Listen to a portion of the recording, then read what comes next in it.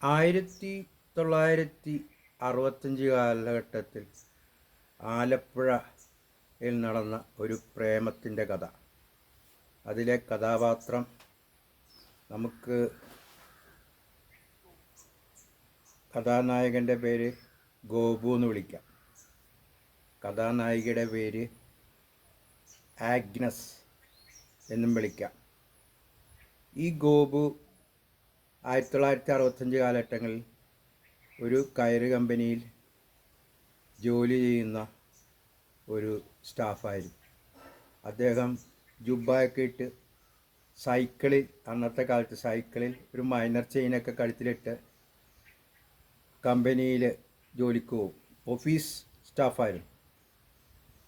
Typist എന്ന് പറയാം, സ്റ്റെനോഗ്രാഫ്. രാവിലെ 8:30 ജോലിക്ക് പോകും, വൈകിട്ട് തിരിച്ച് 5 മണിയാകുമ്പം വീട്ടിലെത്തും. ഇതായിരുന്നു ഗോപുവിൻ്റെ ജീവിതം. ചെറുപ്പകാലമാണ്, 1965 കാലഘട്ടം. അപ്പോൾ അദ്ദേഹം അങ്ങനെ ഉത്സവകാലത്ത് ഒരു നായികയെ പരിചയപ്പെട്ടു. അവർ കാശ്മീരിൽ നേഴ്സായിട്ട് ജോലി ചെയ്യുന്നവരായിരുന്നു. ആ നേഴ്സിനെ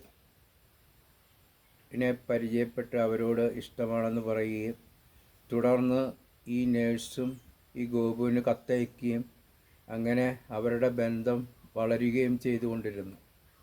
ബാക്കി കഥ അടുത്ത ലക്കത്തിൽ.